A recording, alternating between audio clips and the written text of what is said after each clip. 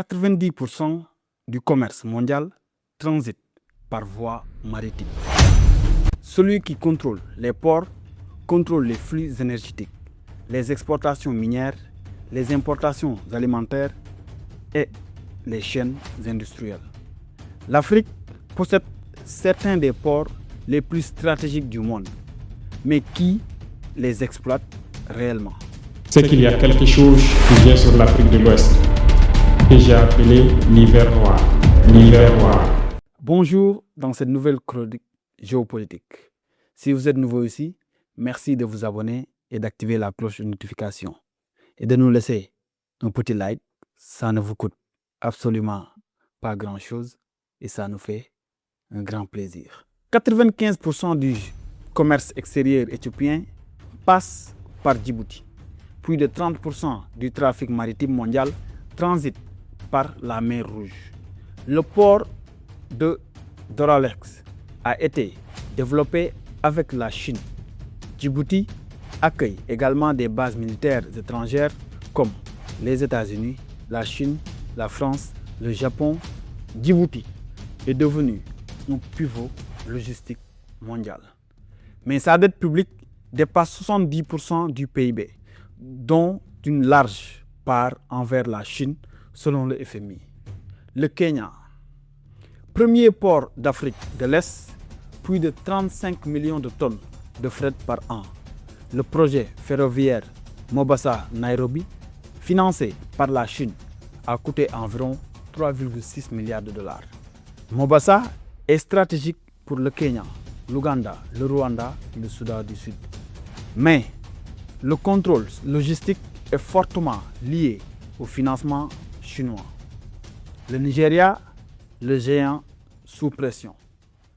Lagos traite plus de 1,5 million de conteneurs EVP par an.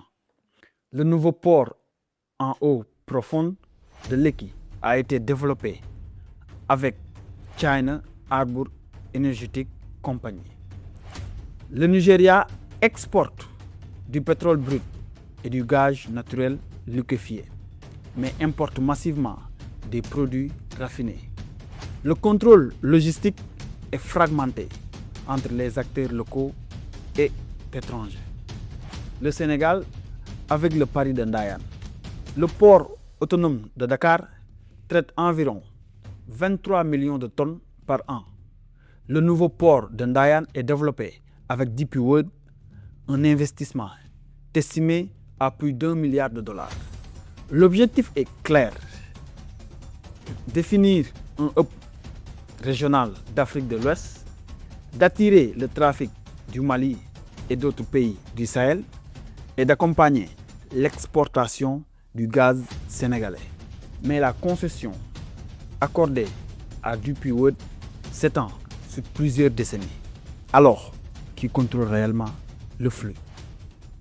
Le Maroc, un modèle africain intégré. Tangemet traite plus de 8 millions de conteneurs EVP par an.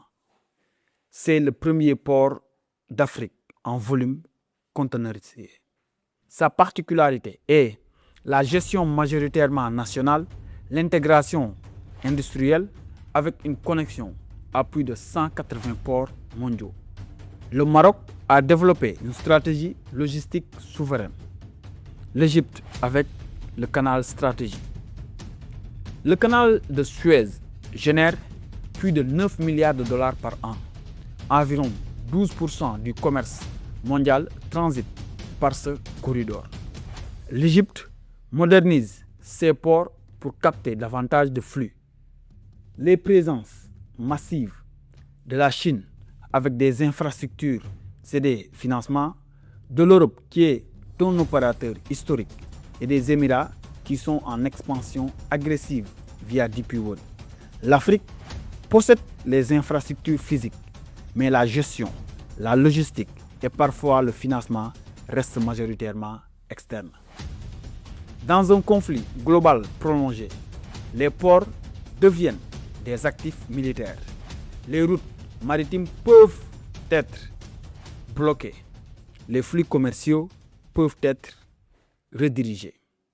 Une dépendance excessive expose les économies africaines. En somme, les ports africains représentent des milliards de dollars de flux, des corridors énergétiques, des leviers industriels.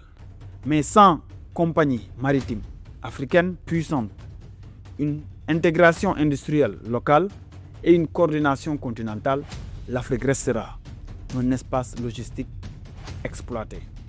La souveraineté commerciale commence par le contrôle des ports et dans un monde de confrontation permanente, les quais sont des lignes invisibles. C'est qu'il y a quelque chose qui vient sur l'Afrique de l'Ouest que j'ai appelé l'hiver noir. L'hiver noir.